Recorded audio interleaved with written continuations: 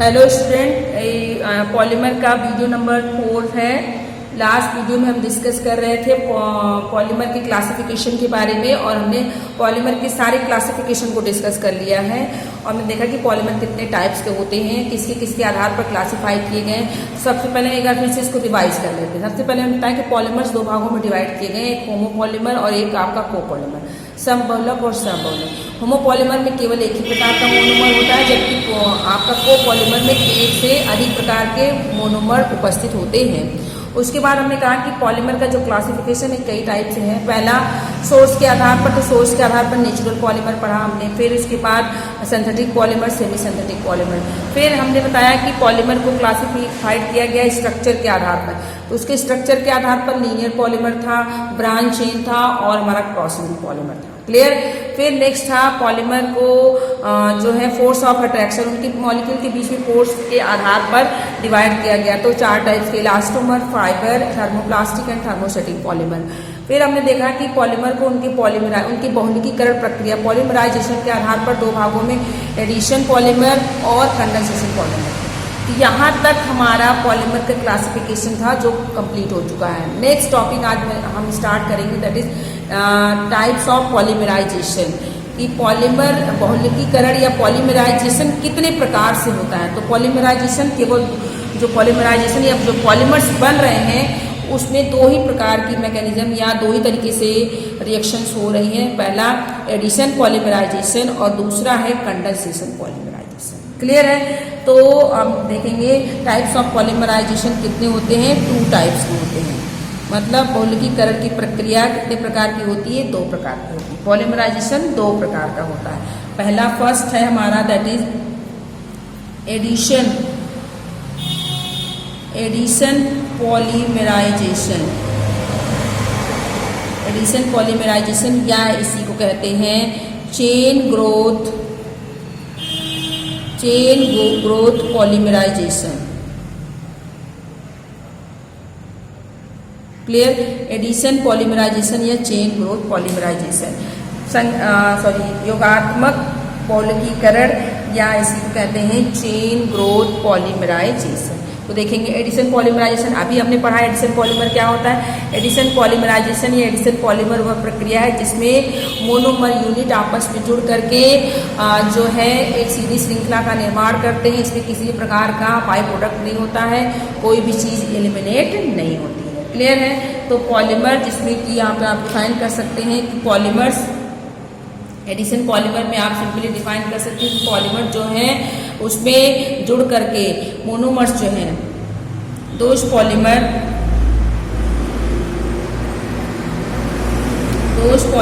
इन विच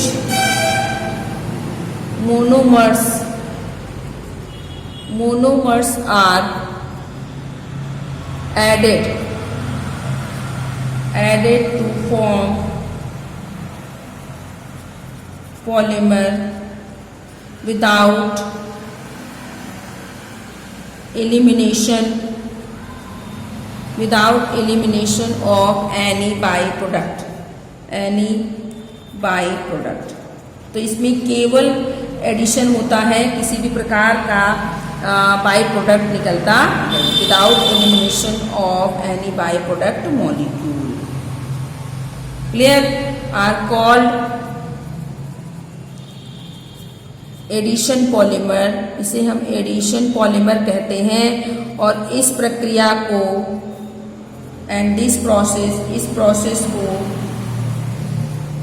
इस प्रक्रिया को एडिशन पॉलीमराइजेशन कहते हैं। क्लियर। वही चीज़ यहाँ पर रिपीट हो रही है, एडिशन पॉलीमराइजेशन कहते हैं। अब थोड़ा सा यहाँ पर और डिटेल में डिस्कस करेंगे।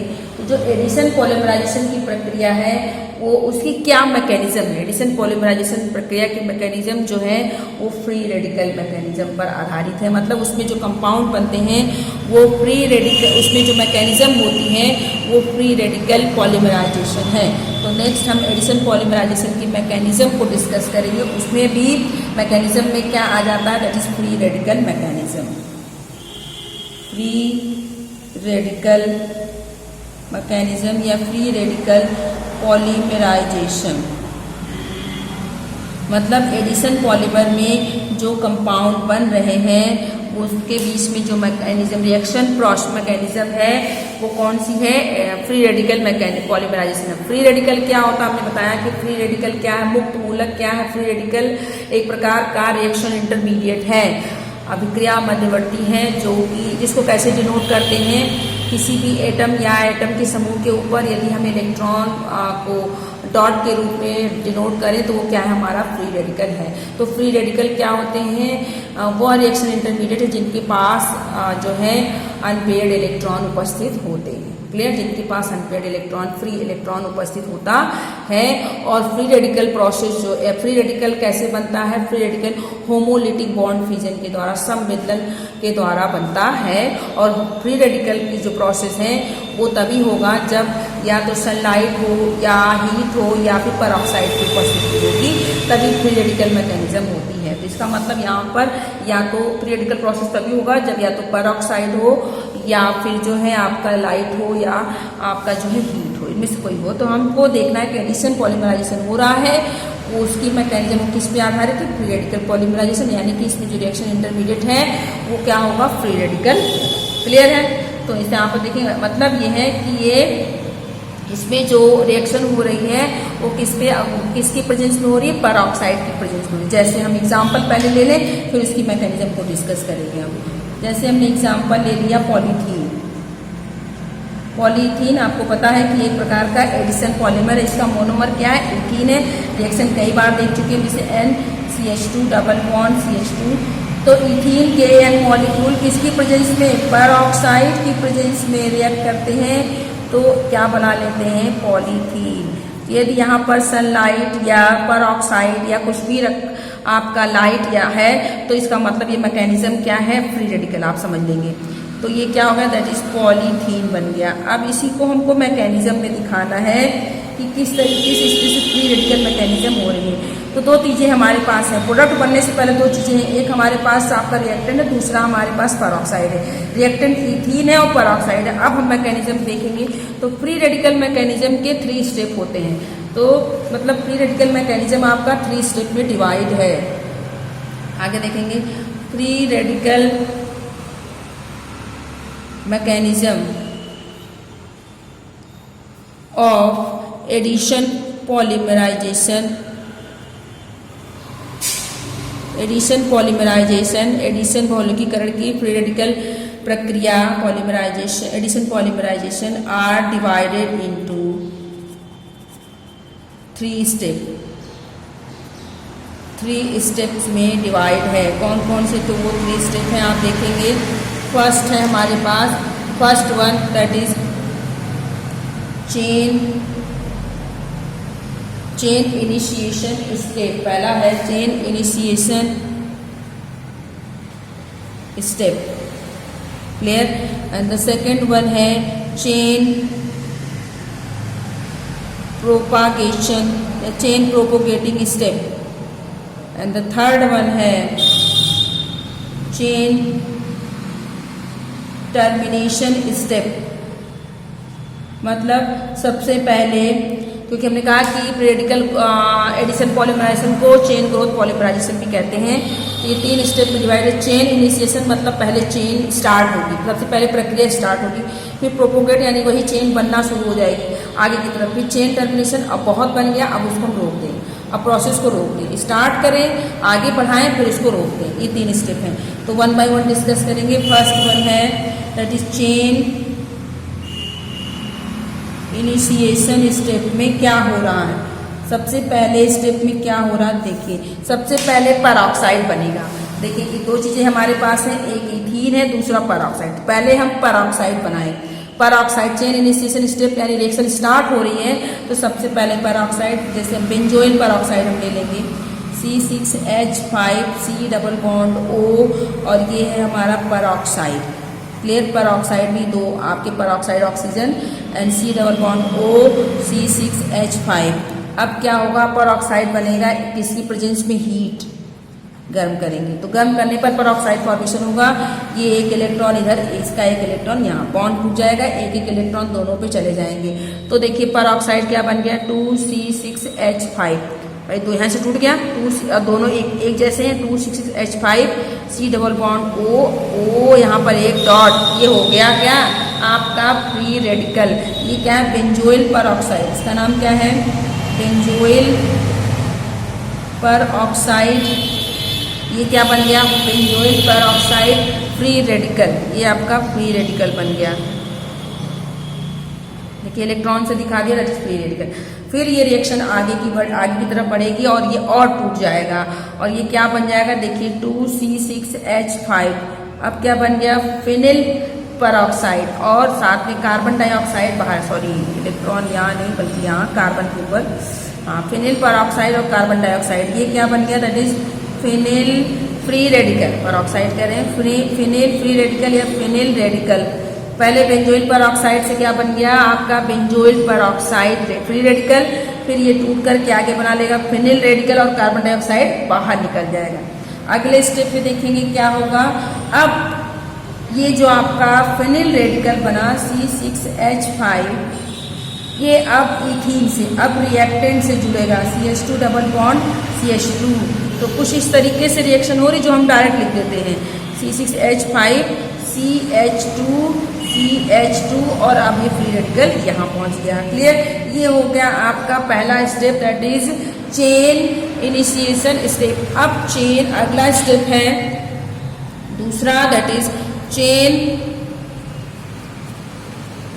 Propagation step.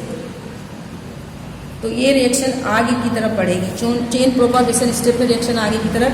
तो C6H5 क्या था, बना था CH2, जहाँ पर रिएक्शन स्टॉप हुआ इनिशिएशन में, वहीं से प्रोपोगेशन में स्टार्ट हो जाएगा।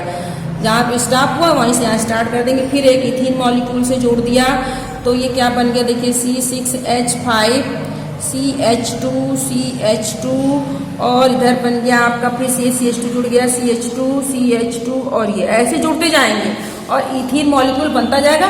लास्ट में फ्री रेडिकल जो है आपका वो अलग हो जाएगा और इथीन मॉलिक्यूल आपका बन जाएगा। इस तरीके से फ्री रेडिकल को यहीं पर स्टॉप कर देंगे आगे टर्मिनेशन वाले स्टेप में। अब आगे देखिए इसके आगे क्या होगा, अब ये आपस में फिर से इसके दो मॉलिक्यूल आपस में जुड़ जाए, सॉरी फिर से इथीन हम जोड़ते जाएं इसी तरीके से। तो C6H5 CH2 अब हम यहीं पर रोक दे रहे हैं कि ढेर सारे CH2 जुड़ गए और CH2 ये बन गया। अब थर्ड स्टेप में हमारे पास थर्ड है, दैट इज चेन टर्मिनेशन। अब हमको रोकना है, रिएक्शन काफ़ी हो गया, अब टर्मिनेट कर दें इसको हम यहीं पर। अब इथीन बनना हम इसको स्टॉप कर दें। तो C6H5 CH2 का होल N CH2 ये हो गया। एक मॉलिक्यूल और ले लेंगे इसी के, C6H5 CH2 का होल N CH2 तो आपने ले लिया। अब ये दोनों आपस में जुड़ जाएं, C6H5 CH2 whole N CH2 दूसरा यहीं पर इसी के नीचे C6H5 CH2 का होल N CH2 और ये फ्री रेडिकल आपस में जुड़ गए और रिएक्शन यहीं पर आपका स्टॉप हो जाएगा। और इस तरीके से क्या बन जाएगा, पॉलीथीन। क्या बनेगा आपका, पॉलीथीन। क्लियर है। तो ये हो गया एडिशन, पॉलीमराइजेशन और उसकी मैकेनिज्म। नेक्स्ट हम देखेंगे दैट इज दूसरा हमारे पास क्या था, that is condensation polymerization. Condensation polymerisation या उसी को बोलते हैं स्टेप ग्रोथ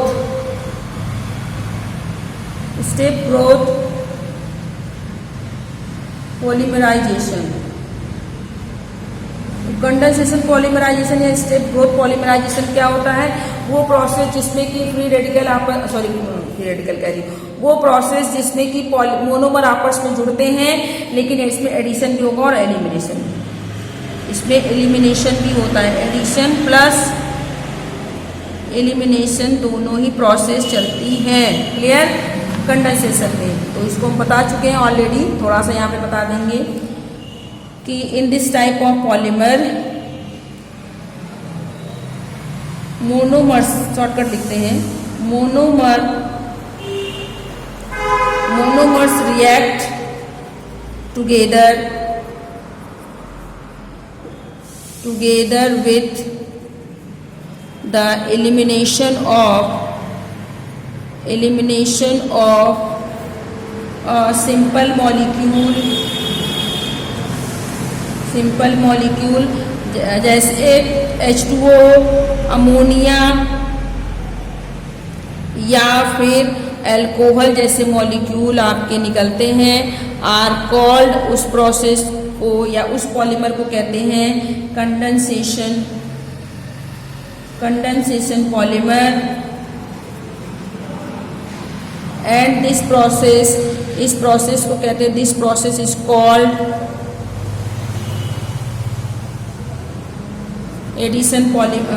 कंडेंसेशन पॉलीमराइजेशन या step growth polymerisation. Condensation polymerisation या फिर इसी को कहते हैं स्टेप ग्रोथ पॉलीमराइजेशन। जब मोनोमर यूनिट आपस में जुड़े और साथ में छोटे मॉलिक्यूल्स भी निकलते हैं, मतलब एडिशन के साथ एलिमिनेशन भी हो, उसे हम कंडेंसेशन पॉलीमराइजेशन कहते हैं। एग्जाम्पल जैसे नायलॉन 6,6 यानी पॉलीएमाइड कह सकते हैं। पॉलिस्टर आपका टेरिलीन, ग्लिटर, पॉलीस्टर्स एक्सेट्रा, ये सब क्या है आपके कंडेंसेशन पॉलीमर। क्लियर है? इस प्रक्रिया को क्या कहते हैं? Condensation polymerization. अब हम डिस्कस करेंगे। तो अब तक हमने पढ़ा जो है पॉलीमर का क्लासिफिकेशन और फिर पॉलीमर कैसे बन रहे हैं, उसकी मैकेनिज्म या किस प्रोसेस के द्वारा उसमें किस तरह का रिएक्शन हो रहा है। तो दो ही तरीके से, मतलब कुल मिलाकर के जितने पॉलीमर हम पढ़ेंगे या तो वो कंडेंसेशन पॉलीमर होंगे या एडिशन पॉलीमर होंगे। अब हमको पढ़ना है स्पेशली सिंथेटिक पॉलीमर। सिंथेटिक मतलब हम देखा सोर्स के आधार पर पॉलीमर 3 तरह के थे आपके, natural, synthetic, semi synthetic. Semi synthetic छोड़ दीजिए, नेचुरल प्राकृतिक पॉलीमर जो प्रकृति से हमें मिलते हैं उसको हमको नहीं पढ़ना। सिंथेटिक पॉलीमर जो मैन मेड है, जो मानव द्वारा निर्मित है। तो हमको अभी देखना है कि कौन से आपके संश्लेषित बहुलक हैं, मतलब सिंथेटिक पॉलीमर के बारे में हमें डिस्कस करना है और हमें देखना है कि जो सिंथेटिक पॉलीमर है उसमें से कौन सा पॉलीमर एडिशन है, कौन सा कंडेंसेशन है, कैसे बनता है, क्या उसका यूज है, उसमें से कौन सा होमो पॉलीमर है, कौन सा कोपॉलीमर। थोड़ा सा इसको हम अपने तरीके से डिस्कस करेंगे। तो नेक्स्ट टॉपिक है some important synthetic polymers. Clear? कुछ महत्वपूर्ण सिंथेटिक पॉलीमर के बारे में हम यहाँ पर डिस्कस करेंगे। कौन से इसमें जो भी पॉलीमर बताएंगे वो एडिशन भी हो सकते हैं, कंडेंसेशन भी हो सकते हैं। क्या है, कौन से, हम सब डिस्कस करेंगे यहाँ पर। फर्स्ट हमारा that is polythene. First polymer है हमारा पॉलीथीन। अब हम इसको देखेंगे किस तरह का पॉलीमर है, इसका क्या मोनोमर है। तो सबसे पहले देखिए क्या क्या बात, इसके बारे में हमको क्या क्या बातें जाननी है। एडिशन, ये क्या है? एक प्रकार का पॉलीमर। पॉलीथीन क्या है? It is a type of polymer. वो भी किस प्रकार का पॉलीमर है? ये एडिशन पॉलीमर है। सबसे पहले एक इस प्रकार का पॉलीमर है, it is a type of addition polymer. ये एडिशन पॉलीमर है। दूसरा, एडिशन के साथ ये होमो पॉलीमर है। देखिए सारा डिटेल बता रही हूँ मैं। होमो पॉलीमर है, एडिशन पॉलीमर है, होमो पॉलीमर है। एडिशन का मतलब इसमें केवल इथीन जुड़ेंगे, कोई बाई प्रोडक्ट नहीं बनेगा। होमो पॉलीमर का मतलब है इसमें एक ही प्रकार का मोनोमर होगा, वो क्या है आपका एथीन। तो एडिशन पॉलीमर है, होमो पॉलीमर, कंडेंसेशन नहीं है, को पॉलीमर नहीं है। क्लियर है? इसके अलावा सिंथेटिक पॉलीमर तो है ही है, क्योंकि सिंथेटिक पॉलीमर के अंदर हम डिस्कस कर रहे हैं। तीसरा हम देखेंगे इसका मोनोमर क्या है। तो हर पॉलीमर की मोनोमर यूनिट आपको याद होनी चाहिए। इसका मोनोमर क्या है? That is ethene. Clear?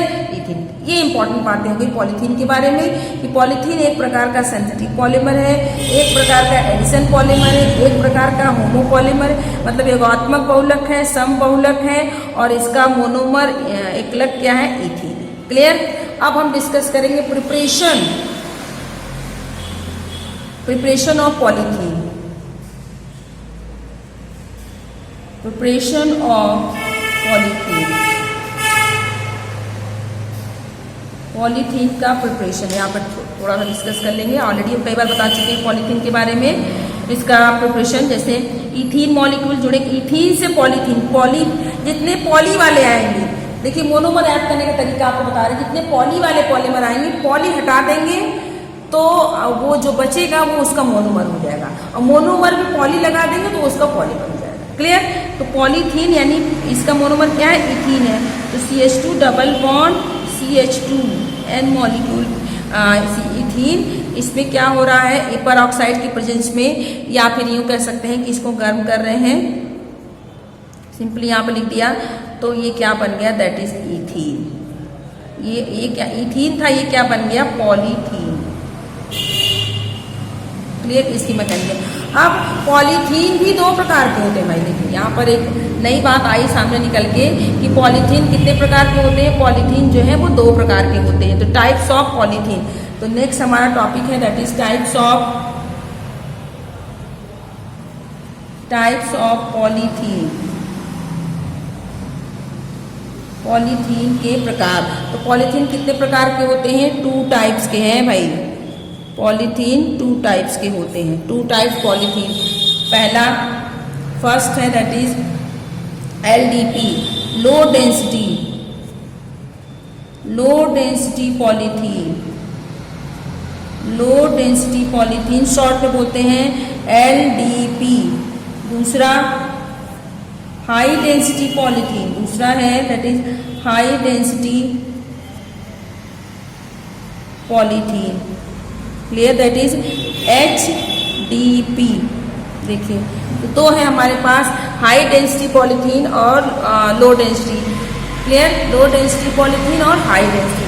Low density LDP, high density को बोलते हैं HDP। तो दोनों के बारे में डिस्कस करेंगे कि लो डेंसिटी पॉलीथीन क्या है और हाई डेंसिटी पॉलीथीन क्या है, दोनों के क्या यूज हैं। तो यहीं पर एक टेबल बना लेते हैं दैट इज LDP और दूसरी तरफ HDP। तो LDP का मतलब लो डेंसिटी, कम तापमान, कम घनत्व वाला पॉलीथीन। लो डेंसिटी का मतलब LDP, लो डेंसिटी का मतलब ये हो गया कम घनत्व वाला पॉलीथीन। HDP का मतलब अधिक घनत्व वाला पॉलीथीन। क्लियर है? तो LDP एंड HDP इसको हमको डिस्कस करा, 1 by 1 डिस्कस करेंगे। तो यहाँ पर इसका फुल नेम आपको पता ही है। क्लियर? तो लो डेंसिटी पॉलीथीन सबसे पहले बनता कैसे है, सबसे पहले हम इसका प्रिपरेशन पढ़ेंगे। दोनों के सबसे पहले प्रिपरेशन ऑफ LDP, तो इसको हम नेक्स्ट वीडियो में डिस्कस करेंगे। क्लियर?